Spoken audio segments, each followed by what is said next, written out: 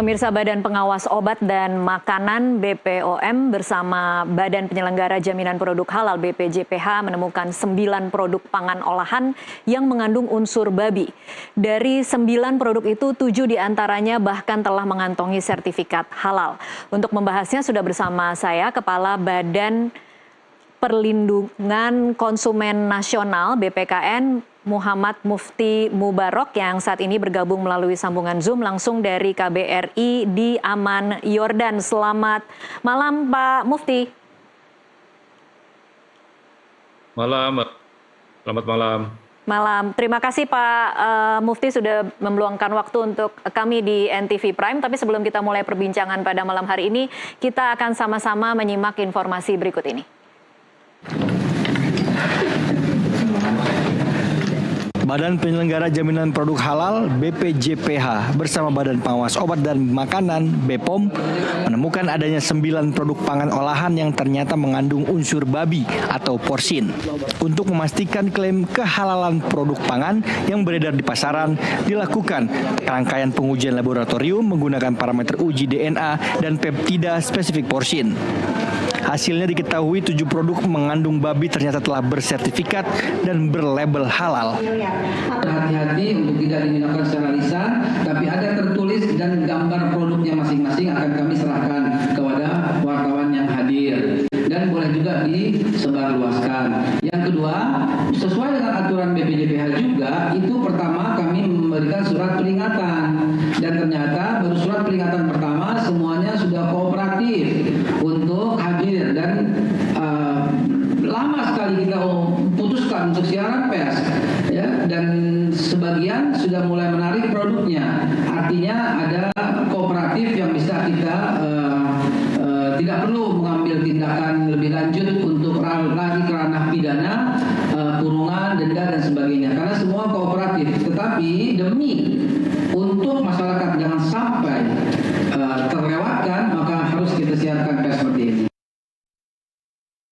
BPJPH telah memberikan sanksi untuk 7 produk yang telah bersertifikat dan berlabel hal itu berupa penarikan barang dari peredaran. Sementara 2 produk lainnya yang terindikasi tidak memberikan data yang benar dalam registrasi produk telah disanksi BPOM berupa peringatan dan menginstruksikan penarikan produk segera dari peredaran. Dari Jakarta, Saiful Anwar, jurnalis NTV melaporkan. Ya pemirsa, dan saat ini juga sudah bergabung bersama kami Syafril Elain, anggota LBH Advokasi PP Muhammadiyah. Selamat malam Pak Syafril. Selamat malam. Iya, terima kasih untuk waktunya bersama kami di NTV Prime, Pak Syafril. Ya. Saya ke Pak Mufti terlebih dahulu, Ketua BPKN Badan Perlindungan Konsumen Nasional. Pak Mufti, mungkin silahkan tanggapannya terhadap temuan ada 9 produk pangan, ini camilan anak-anak ya Pak Mufti, yang 7 diantaranya bersertifikat halal, tapi ternyata menemukan mengandung porsin atau mengandung babi. Komentar Anda?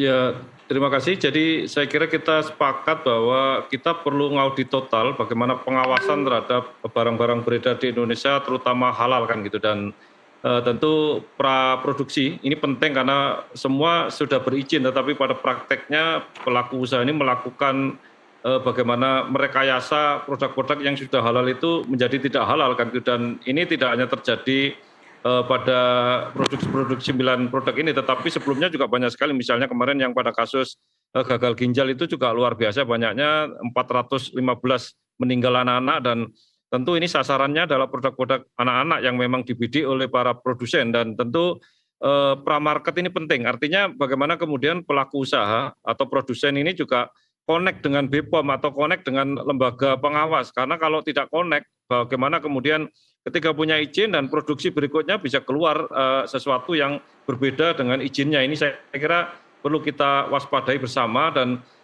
tentu terkait dengan ini maka kita usulkan dari BPKN yang pertama tidak hanya halal, tapi kita usul adalah toyib dan mubarok kan gitu, karena dasar Al-Qur'annya begitu, artinya ada landasan yang kuat bagaimana kemudian tidak hanya halal, tapi halalan, toyibah, mubarokatan ini menjadi bagian yang tidak terpisahkan dari proses izin. Dan tentu lagi-lagi kecolongan seperti ini sudah sering terjadi dan kita tidak ingin terjadi lagi ketika pada produk-produk yang luar biasa banyaknya, apalagi kosmetik, apalagi yang lain, dan ini pada makanan anak-anak yang saya kira itu tadi pra-market dan post-market ini penting. Jadi pra-produksi ini harus dilaporkan oleh pelaku usaha dan sudah beredar juga harus dilakukan laporan kepada terutama otoritas BPOM sehingga tidak ditemukan, dan kita harus sampling tiap produk-produk ini kita semua untuk menyampling terutama otoritas pengawas kan gitu. Karena kalau tidak disampling tentu kejadian ini mungkin baru sekitar 9, tapi sebenarnya banyak sekali yang terjadi. Dan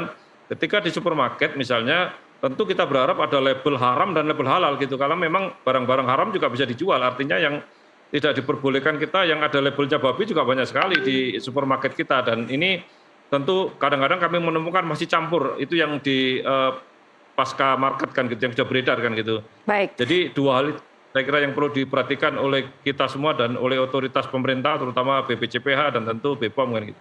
Oke, baik, saya beralih dulu ke Pak Syafril. Pak Syafril, kalau Anda sendiri tanggapannya terhadap temuan ini yang kemudian menimbulkan keresahan di publik, jangan-jangan ada makanan lain yang sudah bersertifikat halal tetapi saat ini kemudian dijadikan menjadi keraguan masyarakat untuk mengkonsumsi karena toh ternyata bisa ditemukan ada yang bersertifikat halal ternyata mengandung babi. Ya, kami dari Muhammadiyah mengucapkan terima kasih kepada BPH sebagai pimpinan telah menemukan 9 produk yang tidak halal atau mengandung babi. Nah, ini semua makanan. Yang kedua, bahwa ada di antaranya sudah menerima label halal. Bila dilihat dari ini, bahwa ada ketidakjujuran dari pengusaha, label halal itu tidak benar-benar diterapkan. Nah, saya berharap bahwa semua produk-produk makanan yang meskipun sudah ada label halal, perlu ada pengecekan ulang di lapangan dengan mengambil sampel di pasaran. Yang ketiga, bahwa bila mana produsen yang melakukan pelanggaran, harus ada sanksinya, apakah denda, apakah dicabut izinnya atau peringatan. Jangan dibiarkan atau setelah itu tiada apapun, tiada sanksi apapun, sehingga ini akan terulang kembali. Nah, ini kami dari Muhammadiyah berharap ada langkah-langkah yang membuat efek jera kepada produsen atau yang mengedarkan. Demikian. Baik, Pak Syafril, kalau Anda sendiri mencatatnya di mana sebenarnya celah kritis yang kemudian memberikan ruang-ruang untuk kemudian para produsen ini bisa meloloskan produk-produk yang sebenarnya tidak halal tapi kemudian masuk dalam sertifikat halal? Ya, bagi yang belum mendapat sertifikat halal itu wajib untuk ikut proses. Sedangkan bagi yang sudah dapat label halal tapi masih melanggar, saya pikir mereka harus dapat sanksi. Nah, sanksinya apa saya nggak tahu persis, mungkin Mbak BHK yang paling tahu, supaya ada sanksi agar tidak mengulangi lagi perbuatannya. Demikian. Oke, Pak Mufti, kalau Anda menilainya sanksi yang ada saat ini masih kurangkah untuk kemudian memberikan efek jera kepada para produsen? Saya kira masih kurang. Yang pertama bahwa produk-produk yang sudah mengandung babi ini harus segera ditarik kan, segera, dan kemudian pengawasannya ekstra. Jangan sampai ada yang lolos kan gitu, dan sanksi kepada pelaku usaha tentu harus administrasi harus dicabut kan gitu, karena memang pelanggaran ketika dia sudah dapat izin halal tapi dia tidak halal barangnya, tentu ini harus segera dilakukan. Dan ini tentu APH bisa melakukan itu, aparat penegak hukum kita, supaya lebih cepat kan gitu. Dan bila perlu pemusnahan terhadap produk-produk ini lebih masif kan gitu, karena memang cukup berbahaya bagi muslim, terutama bagaimana kemudian barang-barang yang beredar ini masih ada yang haram kan gitu. Kita sebut haram dan halal karena memang biar jelas produk ini kan gitu. Jadi langkah-langkah seperti itu harus dilakukan segera, karena kalau sudah ketahuan dan sudah diketahui bahwa itu mengandung babi, ya sudah harus ditarik. Tidak ada lagi maaf bagi kita untuk sangat kendor terhadap istilah halal dan haram ini. Dan ini tentu menjadi negara harus hadir dalam konteks ini, artinya lembaga negara harus hadir, dan kemudian kita semua untuk terutama konsumen juga harus bisa melakukan advokasi kan gitu, ketika dia menerima barang yang tidak sesuai itu juga ada kompensasi. dan biasa melakukan class action terhadap produk-produk produsen yang memang tidak sesuai dengan yang diperjanjikan, janjinya halal tapi tidak halal atau haram, ya tentu ada sanksi atau kompensasi kan gitu. Dan ini 3 hal itu menurut saya penting, yaitu dicabut, kemudian peredarannya, dan kemudian diberhanguskan. Dan yang kedua adalah perusahaannya ditutup bila perlu kan gitu, karena memang itu otoritas, ada lembaga yang seperti itu. Dan kemudian yang terakhir ya tentu tadi konsumen juga bisa melakukan kompensasi ketika tidak sesuai dengan yang diperjanjikan dan tidak sesuai dengan barang yang dituliskan gitu. Oke, baik, kita akan lanjutkan lagi nanti di segmen selanjutnya. Pemirsa tetaplah bersama NTV Prime, kami masih akan kembali sesaat lagi.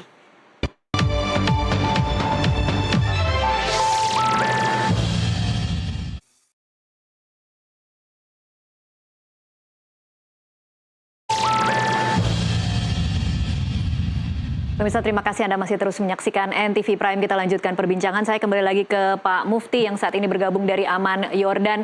Pak Mufti, kalau kemudian kita sedikit evaluasi dengan temuan yang mengagetkan ini, menurut Anda siapa sebenarnya yang kecolongan? Karena tadi kita bicara soal dari praproduksi. Apakah memang jangan-jangan perlu evaluasi juga ketika mengeluarkan sertifikat halal, apakah hanya sekedar prosedur administrasi atau memang benar-benar BPJPH harus melakukan investigasi langsung ke lapangan?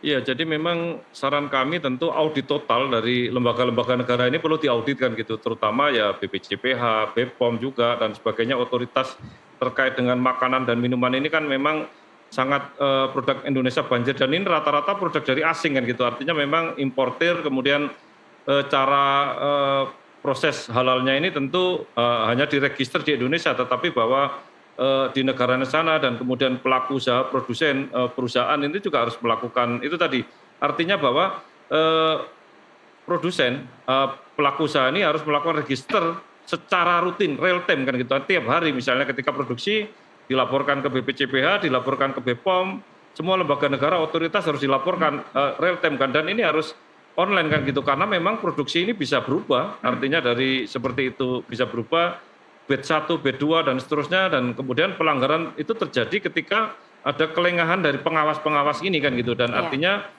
kalau kemudian tidak melakukan itu dan uji sampling harus secara simultan, jangan sampai kemudian BPOM dan BPJPH ini hanya sampling sporadis. Sebenarnya ini 9 ini kan angka kecil, sebenarnya bisa ribuan produk yang seperti ini kan gitu, yang kami juga sebenarnya menemukan banyak, tetapi kan otoritasnya ada di BPJPH dan tentu di BPOM karena uji labnya kan gitu. Jadi sebenarnya langkah itu penting. Jadi yang pertama tentu dalam konteks pelaku usaha harus melakukan real time pelaporan terhadap halal haram ini, dan kemudian uji lab terutama juga itu kan connecting. Kalau air minum itu ada connecting kan gitu, artinya tiap hari dilakukan uji lab kan gitu, dan sama dengan produk-produk makanan minuman ini harus juga dilakukan real time kan gitu, itu sehingga kontrol dari otoritas dan masyarakat konsumen juga harus teriak ketika ada persoalan halal haram. Itu kan ada label yang kadang-kadang tersembunyi kecil sekali kan gitu, yang label babi misalnya, itu ada banyak produk-produk yang memang meskipun otoritasnya masuk halal tapi prakteknya juga masih yang dan bahasanya harus bahasa Indonesia. Ini sekali lagi bahwa jangan sampai produk-produk ini masih Korea, masih Cina dan sebagainya, itu yang kita waspadai bersama. Oke, jadi kalau saya bisa simpulkan Pak Mufti, tadi Anda mengatakan harus ada pengawasan kepada lembaga-lembaga pengawas ini.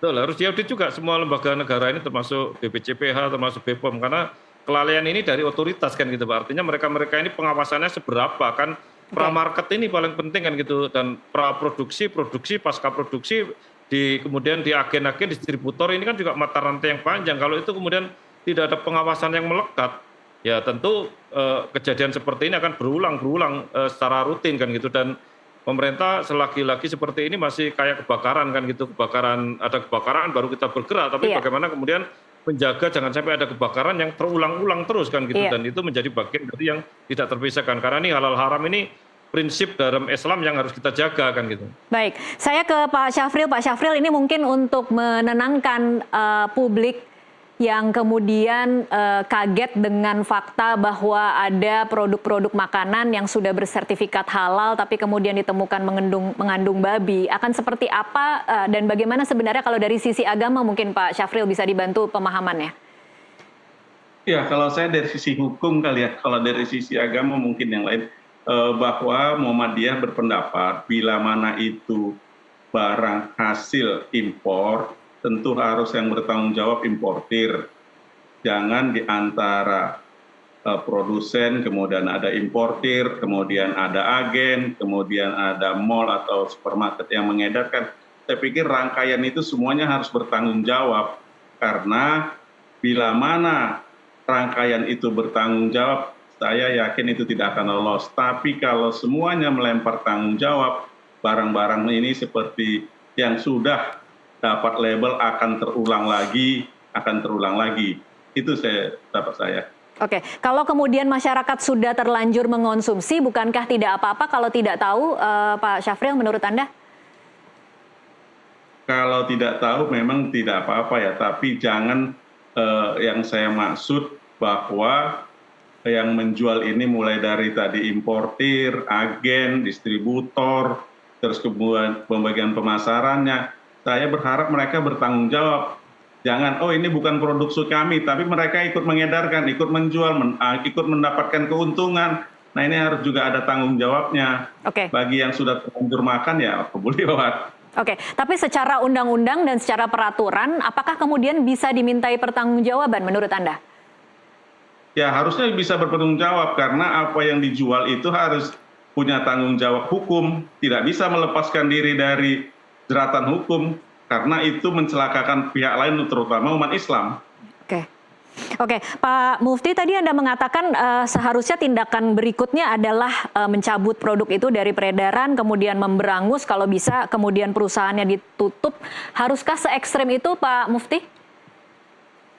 Ya memang harus tegas dalam konteks ini, karena kalau dibiarkan tentu yang lain ikut-ikutan kan gitu. Karena ketika lolos satu ya tentu semua akan ikut, dan kalau negara kemudian tidak hadir dan tidak memberikan ketegasan terhadap produk-produk ini, kalau misalnya produk yang tidak SNI aja kita beranguskan kan gitu, belum TKDN dan sebagainya, apalagi ini halal yang menyangkut akidah kan gitu. Dan saya kira di beberapa supermarket itu memang selain sanksi tadi dan ditarik, memang harus ada tulisan yang jelas kan gitu, karena campur ini antara produk halal dan haram ini masih campur. Ketika kita ke supermarket misalnya, maka kita menemukan antara produk yang ada label-label dalam tanda kutip tidak halal ini masuk ke halal kan gitu, dan sangat banyak sekali kita temukan di hampir semua supermarket di Indonesia. Dan ini tentu perlu operasi kita bersama kan gitu, untuk yang sudah beredar ini juga harus kita tangani segera. Dan ini tentu sikap kehadiran negara penting. Kenapa kami bilang harus tegas? Karena ini menyangkut akidah kan gitu, mencari keyakinan, menyangkut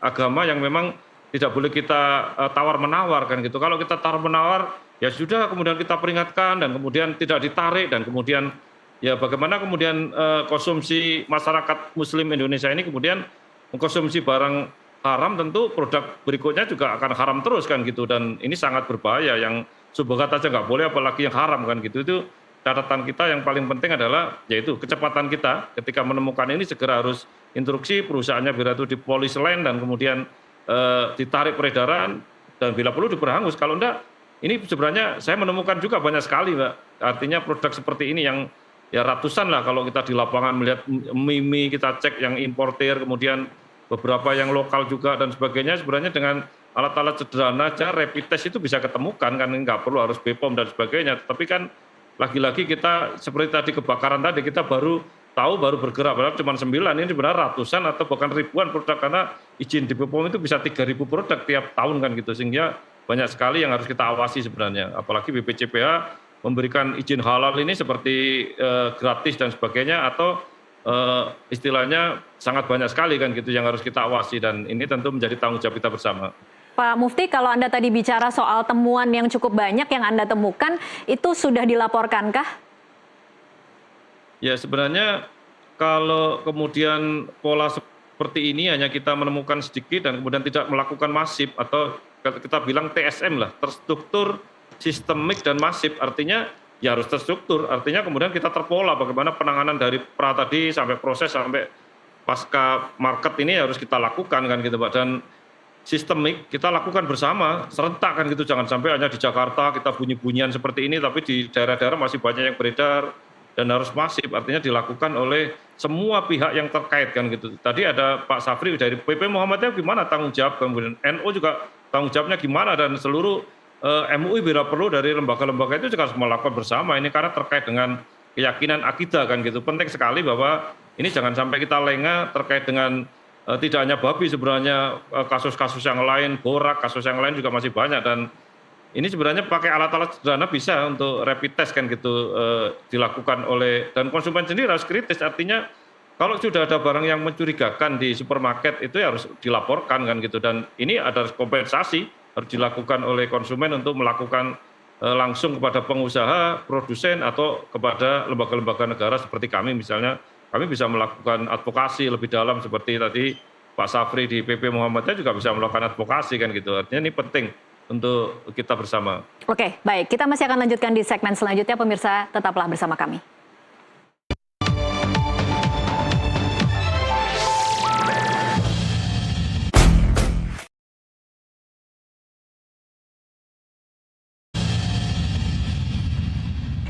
Pemirsa, terima kasih Anda masih terus menyaksikan NTV Prime. Ini adalah segmen terakhir dalam perbincangan kita kali ini. Saya ke Pak Syafril sekarang. Pak Syafril, kalau tadi kita bicara soal bagaimana konsumen harusnya lebih berdaya dan lebih kritis, tapi masalahnya kan produk-produk yang ditemukan ini mayoritas adalah produk camilan anak.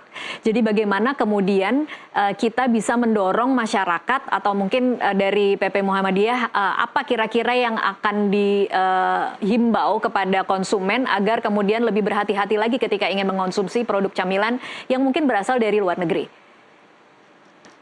Ya, kami berpendapat bahwa bila ada orang tua yang punya anak kecil yang belum bisa memahami tentang suatu makanan halal dan haram, itu harus diawasi, jangan dibiarkan mengambil makanan di mall atau di supermarket yang tanpa diketahui atau yang berasal dari luar negeri, perlu dicurigai atau dicermati agar tidak terbeli barang-barang yang mengandung babi atau haram. Oleh karena itu, kami menghimbau para orang tua untuk berhati-hati lagi dalam memberikan penganan atau makanan kepada anaknya. Demikian. Oke, Pak Syafril, Anda kemudian mendukung atau meminta publik untuk sampai kemudian meminta kompensasikah, class action dari konsumen, atau seperti apa sebenarnya saran selanjutnya bagi konsumen untuk kemudian menuntut haknya? Bila mana ada konsumen yang merasa dirugikan, LBH PPP Muhammadiyah siap untuk melakukan langkah-langkah hukum terhadap produsen atau importir atau pengedar. Jadi kami tunggu bila ada masyarakat atau warga yang merasa dirugikan atas peredaran barang-barang haram tersebut. Demikian. Oke, saya ke Pak Mufti sekarang. Pak Mufti, soal bagaimana market dari konsumen produk-produk yang saat ini ditemukan, kita belum tahu seberapa besar sebenarnya yang beredar di masyarakat, tetapi yang diumumkan kan saat ini 9 produk ini adalah produk camilan anak-anak. Jadi kira-kira himbauan seperti apa yang Anda serukan kepada konsumen untuk kemudian lebih berhati-hati dan lebih kritis lagi ketika ingin mengkonsumsi satu produk makanan yang berasal dari luar negeri? Ya, jadi sebelum ke konsumen tentu kepada importer atau kepada barang-barang yang masuk ke dalam negeri kita, itu memang kebocoran kita 40% kan. Ini Satgas Impor, kami data dari Satgas Impor bahwa barang-barang yang beredar ini 40% kan. Itu artinya apa? Bahwa nah ini tentu barang-barang yang tadi masuk tidak hanya makanan minuman tapi juga fashion dan sebagainya. Tetapi catatan kita adalah ini termasuk makanan minuman yang memang beredar di Indonesia. Artinya kalau kemudian masih ada kebocoran 40% dari importer kita ini, saya yakin ini menjadi pintu masuk dari seluruh produk-produk ini bisa masuk di Indonesia kan gitu. Dan ini harus jelas bahwa produk yang tidak ada sertifikasi halal dunia atau halal Indonesia tentu tidak boleh masuk Indonesia kan gitu. Artinya ini bahan baku dan kemudian barang jadi dan barang olahan, kemasan dan sebagainya harus menjadi bagian yang tidak terpisahkan dari halal ini kan gitu. Dan kepada konsumen tentu itu tadi bahwa pelaku usaha ini harus memilah-milah bagaimana memang ini kalau memang tidak halal ya kita kasih counter tidak halal sekalian kan gitu. Kalau halal ya tentu jangan sampai dicampur-campur dan apalagi dioplos seperti ini. Artinya ini sebenarnya labelnya halal tapi isinya haram kan gitu. Tentu ini sangat berbahaya dan oplosan-oplosan ini tentu bagi pengusaha harus kita tindak tegas. Kalau enggak ya tentu hampir semua produk nanti kejadiannya seperti ini kan gitu. Dan memang lebih enak kalau ini mengandung seperti itu kalau dimakan kan gitu. Dan anak-anak lebih senang karena ini mengandung unsur yang saya kira seperti inilah bisa kecanduan kan gitu di makanan-makanan seperti ini. Mengandung tadi kandungan-kandungan tadi itu lebih bersifat kemudian mereka menjadi kecanduan anak-anak ini. Jadi kan yang disasar ini kan anak-anak kan gitu. Jadi memang sangat berbahaya ini. Itu barangkali catatan kita. Kalau konsumen tadi ada apa-apa langsung kita lakukan kompensasi atau diganti barangnya atau diganti kerugiannya atau ada akibat-akibat lain dan tentu dilakukan dengan cepat. Jangan sampai kemudian harus berproses. Kita punya BPSK, Badan Pengawas Sengketa Konsumen, yang bisa langsung selesaikan dengan cepat, dengan waktu dan gratis itu. Tidak seperti peradilan yang selama ini lama sekali kan dan hasilnya juga kadang-kadang tidak seperti yang kita harapkan, seperti itu. Oke, jadi kalau catatan Anda sebenarnya memang titik kritisnya ada di importir ya Pak Mufti. Yang nakal tuh adalah importir kira-kira karena kemudian mungkin dia tahu bahwa ada kandungan babi tetapi kemudian tidak jujur ketika merilis produk itu ke pasaran. Seperti itu ya Pak Mufti? Betul. Oke. Walaupun mengandung babi, ditemukan juga nggak apa-apa kan ada memang yang memang ada yang bisa mengonsumsi ya? Ya, konsumsi kan gitu dan itu harus dikasih di label khusus. Artinya misalnya di supermarket ya harus dikasih label bahwa ini makanan mengandung babi dan disendirikan, jangan sampai kemudian dicampur-campur dan apalagi sekarang dioplos seperti ini kan gitu Mbak. Kan kita lagi tema oplosan ini lagi rame kan gitu. Iya, oke. Baik, terima kasih Pak Mufti dan Pak Syafril untuk waktunya bersama kami di NTV Prime. Dan pemirsa, diskusi tadi sekaligus menutup jumpa kita dalam NTV Prime kali ini. Mewakili seluruh kerabat kerja yang bertugas, saya Tasya Lutmila mengucapkan terima kasih atas perhatian Anda. Sampai jumpa.